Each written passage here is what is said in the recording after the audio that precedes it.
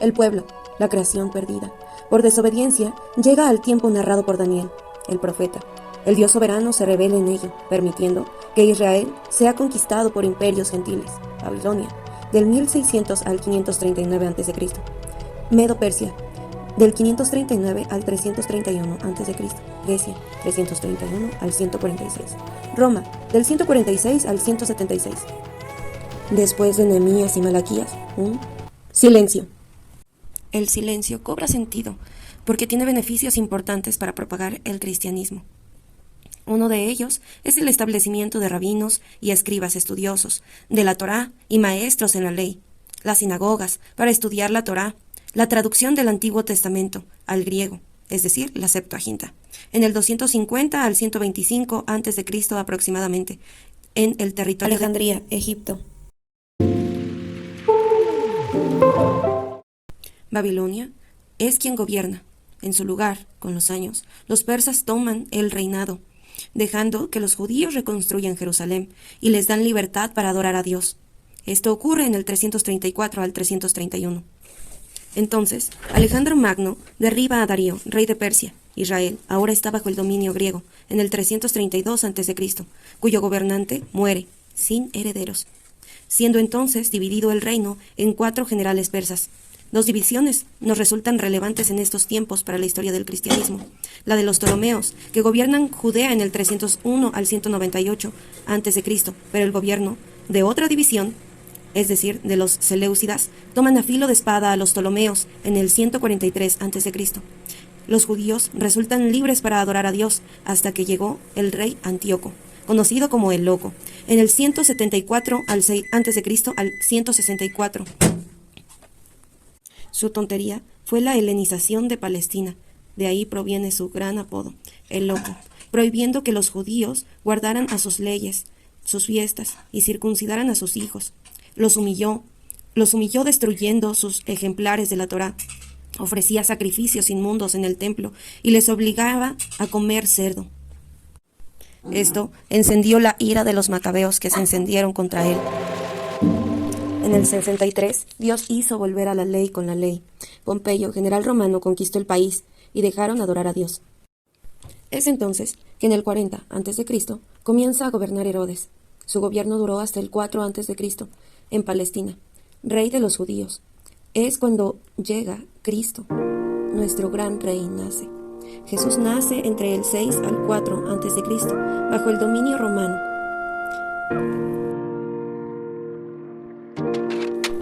Cronos, Kairos, Cronos, Kairos, Cronos, Kairos. El tiempo oportuno, el periodo del Evangelio. Jesús nació en el momento oportuno. ¿Cuál era ese tiempo? 2 mundos encontrados, el judaísmo y el imperio romano, influenciados por el pensamiento griego, religión variada, Augusto, aquel que inicia el imperio de la República de Restauración Religiosa, el cosmopolitanismo, abierto a cualquier divinidad, preocupados por el cielo, una vida más allá del mundo, y emperadores como seres divinos. Un culto con formas antiguas, como los romanos, en donde los valores eran divinizados. La gente educada se preocupaba por problemas existenciales, alimentando el estoicismo con tendencia ético-religiosa. Un estoicismo que, sin duda, coincide por mucho con el pensamiento cristiano. Se puede pensar que Juan y Pablo en sus doctrinas se tomaron del estoicismo. El hombre debe morir a los sentidos, al mundo, dando origen a la muerte de los sentidos, emociones. Nos volvemos como barcos que el viento los lleva. Por eso debemos llevarnos por la razón, siguiendo el destino de la naturaleza. Esto es solo lo que piensa el estoicismo. Para ellos la libertad era solo ser esclavo de las emociones, solo era entender que las cosas eran como eran y se debía soportar. Para el estoicismo todos los hombres son iguales, con Dios dentro de sí. Una idea dualista. El espíritu razona y es bueno, mientras la carne es mala y desea el mal. El estoicismo pensaba que había unidad de Dios, logos, igualdad de hombres y la importancia de un hombre interior en el espíritu. En estos puntos es en lo que coincide con el cristianismo. Se puede llegar que el cristianismo se parece a muchas creencias y tomó parte de las hipótesis de otras religiones o de algunas culturas Pero no es así. El cristianismo se parece como un árbol verde a un árbol seco. La diferencia entre estos es la vida. Eso es lo que hace particular a el cristianismo. La religión cobra valor porque proviene de Dios. Las particularidades del cristianismo frente al estoicismo es que Dios no es un ente, una fuerza o algo. Dios es una persona, aquella con quien se puede hablar, con quien se puede tener una relación personal y saber que eres escuchado y a quien puedes escuchar. El estoicismo nos hace pensar que Dios es una fuerza únicamente que sostiene al mundo como un imán. La fuerza que hay entre el imán y el objeto que absorbe es lo que creen que es Dios, pero eso no es Dios, no es algo que es porque es y ya. Dios es una razón que piensa en el orden. Es por eso que el mundo tiene un orden, que es planificado por Dios. Eso es lo que hace particular al cristianismo frente al estoicismo, a pesar del que coinciden en muchas otras ideologías. Ahora hablemos sobre el judaísmo posterior. Es importante hablar de que el judaísmo posterior es el que se encuentra durante la época después de Esdras, en el regreso de Babilonia, en el siglo V a.C. hasta los tiempos de Cristo. Las ideas de los judíos fueron cambiando y es por ello que es importante mencionar el tiempo de este pensamiento judío. Con ideas e instituciones nuevas, sinagogas, con un Sanedrín y nuevas fiestas. En este periodo se termina de escribir la Torá y se escribe la literatura apocalíptica. Es en donde se cree que Dios y el hombre son unidos por la ley. Dios ordena y el hombre obedece para merecer la recompensa. También se esperaba al Mesías, hijo del hombre, con una liberación y recompensando a los buenos, destruyendo a los malos. En este pensamiento, Pablo nos orienta para hacernos ver que pues justo no hay uno y por lo tanto no podría ninguno ser salvado, ninguno podría ser bueno, ninguno podría tener una recompensa. Todos serían destruidos.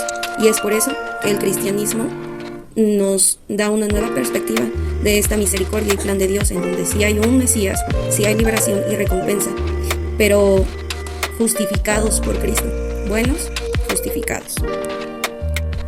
El pensamiento judío estaba combinado con el helenismo, un pensamiento griego. Es por eso que les era difícil contemplar que Dios se podía hacer tangible. Ellos tenían una perspectiva de que Dios era únicamente espiritual, no tangible.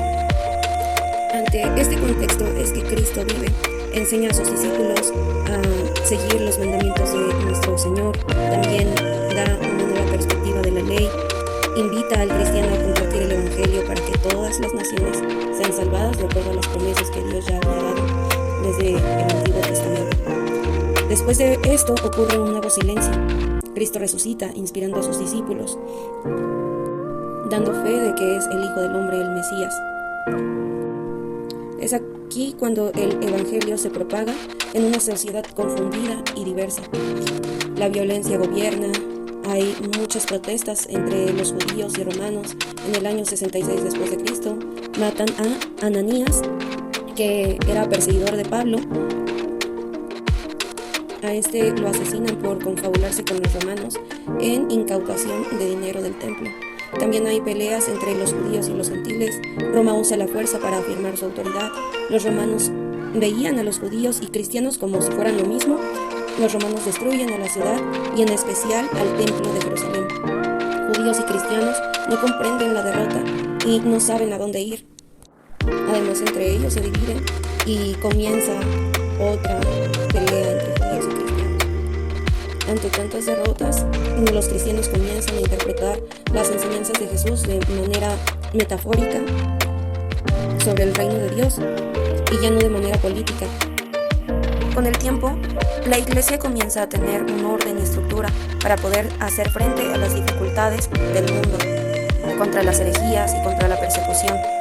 Entre las herejías que habían era el gnosticismo, en donde las personas decían que las palabras de Cristo tenían un mensaje secreto para personas especiales y que eran intelectuales, mientras la gente común no podría entender las palabras de Cristo. Es por eso que muchos cristianos consideraban que estos eran engreídos y elitistas. Ellos basaban la salvación por el conocimiento y buenas obras. Otra de las herejías era el docetismo, en donde se creía que Cristo no era persona en verdad, sino que hacía creer a las personas que era un cuerpo y en realidad era como un fantasma. lo cual era completamente falso. También estaba el marcionismo, en donde se rechazaba la Biblia hebrea y consideraban que Cristo era la revelación de Dios, que anteriormente Dios no se había revelado y por lo tanto Yahvé era un Dios malo. Cristo no estaba unido a Yahvé, no eran el mismo y por lo tanto pues, es evidente que es una herejía. Surgió el montanismo, en donde los creyentes decían que no debía de haber un clero, pues todos eran cristianos y por lo tanto todos podían ser profetas. Le daban demasiada importancia a el don de lenguas y también a dones espirituales. En cuanto al valentinismo, se creía que la salvación era por conocimiento. También estaba el cainismo, en donde se veneraba a Caín, creyendo que era la primer víctima del malvado Yahvé, que según ellos decían que Caín intentó mostrar la redención, que es por eso que mató a su hermano Abel, para mostrar la redención de Dios. Ireneo, ante todo esto, siendo obispo, concebía que ellos, los obispos, debían de preservar la enseñanza, luchar contra el gnosticismo, que fue lo que él hizo, y tomó los evangelios de Mateo, Marcos, Lucas y Juan, los 4 evangelios. En cuanto a la persecución, pues hubieron demasiadas persecuciones, enseguida se les va a mostrar. La primera persecución que hubo fue la de Nerón, culpando a los cristianos de haber incendiado a Roma. Aquí es en donde se cree que murió Pedro y Pablo. Esto ocurrió en el año 64 después de Cristo. La segunda persecución es en el periodo del emperador Domiciano, en el 90 al 98 después de Cristo. Este no fue de gran dimensión, pues ocurrió con asesinatos y destierros. Del 98 al 117 ocurrió la tercera persecución del emperador Trajano. Este periodo no fue tan grave, pues se toleraba un poco. Era o representaba una sanción el ser cristiano. No se les perseguía de manera directa, pero si alguien los denunciaba, eran arrestados automáticamente. Más adelante ocurre la persecución del imperio de Adriano del 117 al 138 después de Cristo. La siguiente fue del 116 al 180 después de Cristo con Marco Aurelio, quien impulsó a Celso a escribir un tratado en contra de los cristianos y promovió una imagen despectiva de ellos, diciendo que creían de manera diferente. Del 202 al 211 después de Cristo ocurrió la sexta persecución en el reinado de Séptimo Severo. La séptima fue en el imperio de Maximino Tracio, del 234 al 236 después de Cristo, que ejecutaba a los dirigentes cristianos. Más adelante ocurrió la persecución de Decio, del 249 al 251 después de Cristo. Veían a los cristianos con valores que se oponían a los del imperio. En el 257 al 260 después de Cristo ocurrió la persecución de Valeriano, quien ordenaba el arresto de los obispos, ejecución de todos los diáconos y laicos que no apostataran. Esto ocurrió durante 2 años hasta que llegó Galiano, quien lo derrocó y devolvió sus propiedades a las iglesias. Por esto se creyó que la persecución de Valeriano sería la última, pero no fue así. En el 303, Diocleciano ordenó, por influencia de Galerio, la destrucción de las iglesias y quema de los volúmenes de las Sagradas Escrituras. Fue muy fuerte, pero esto no se logró. No se logró derribar al cristianismo, a la obra de Dios. Esto termina en el 301 con Galerio, en un edicto que permitía la tolerancia, obligando a Maximino, que era el perseguidor de los cristianos, a seguir el ejemplo. Constantino proclamó la libertad religiosa completa. Todas estas dificultades no hicieron retroceder a los cristianos, al contrario, enseñaron que como cristianos debemos de aprender a orar por nuestros perseguidores y seguir firmes en dar a conocer el evangelio, pase lo que pase. Cuando Constantino legaliza el cristianismo y de hecho lo hace una religión oficial, el imperio romano se divide en 2. Estos 2 imperios es Constantinopla y Roma. Hay sacerdotes y al de Roma se le comienza a llamar papa. Aquí en el siglo VII surge el islamismo, lo cual genera otra discusión entre los cristianos y los judíos, provocando también esto por intereses políticos, militares. El Papa se interesa mucho por el poder y se vuelve predominante la avaricia entre los líderes religiosos. En el 154 surge entonces el gran cisma religioso, que es la división de la Iglesia romana y la ortodoxa. Pero también ante toda esta disputa hay unos monjes que son llamados benedictos, en donde extienden el evangelio por Europa y también hablan mucho sobre el ayudar a los necesitados. Más adelante, en el 1184 aproximadamente, surge la Inquisición, en donde los cristianos debían ser cristianos a fuerza. De lo contrario, si no eras cristiano, pues obviamente te mataban o te lastimaban de manera muy fuerte. También comienzan las indulgencias, la corrupción entre las iglesias, y de pronto nos encontramos con Lutero, un monje que era alemán y llega a Roma, ama a la iglesia y se siente molesto por esta corrupción en la iglesia romana. Es por eso que hace 95 tesis que expone para defender a la fe cristiana, para volver a la palabra, emprendiendo así la reforma protestante. Ante esto, pues la iglesia se siente molesta y atacada y hace un concilio que es llamado el Concilio de Trento, en donde los obispos se reúnen decidiendo dar más valor al Papa. Y claro, ante esa respuesta, pues surge el luteranismo separándose de la Iglesia Universal Católico Romana. Y así surgen las iglesias protestantes, que empiezan a crear también diferentes ramas. Estas ramas eran pues los calvinistas, los luteranos, los anglicanos, bautistas, anabautistas, y fue así como se empezaron a crear diferentes denominaciones. Se llega a la Ilustración deseando la ciencia para poder darle sentido a la vida, para poder dar una explicación de lo que sucede en nuestro mundo, y esto provoca una gran ira en la iglesia. No les agrada la idea de reemplazar a la religión para explicar las cosas que suceden en el mundo por la ciencia.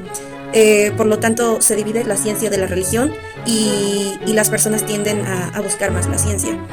Pero también esto ayudó a que muchos comenzaron a discernir las cosas con mayor entrega, porque ya no buscaban una fe tan religiosa, sino más bien una fe verdadera.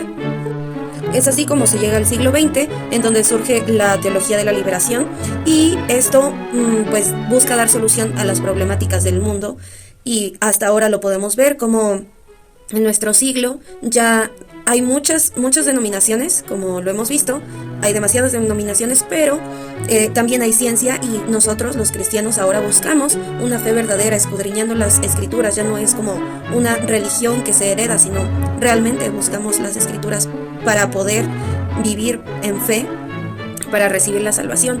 En todo esto vemos cómo Dios ha sido soberano a lo largo de los años, y mi conclusión, pues, al ver toda esta historia, me hace pensar en el siguiente pasaje. Te exaltaré, mi Dios, mi Rey, y bendeciré tu nombre, eternamente y para siempre.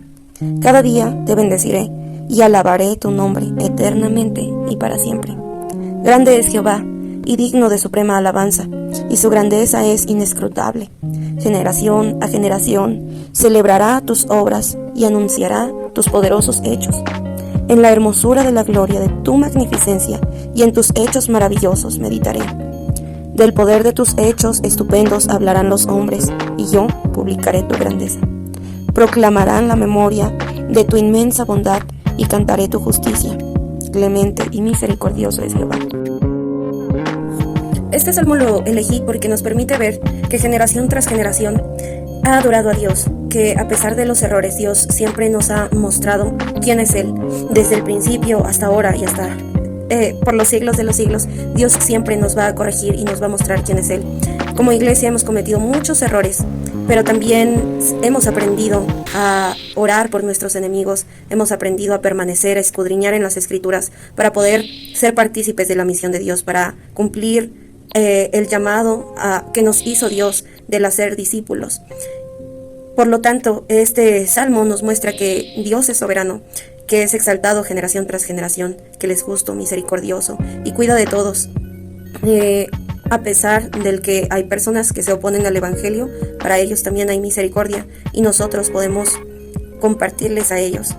Esto nos enseña a ser firmes, fieles y no tener miedo. La historia nos muestra que Dios, a pesar de todo, siempre ha estado en cuidado de su iglesia. Él es nuestra cabeza y nosotros somos su cuerpo.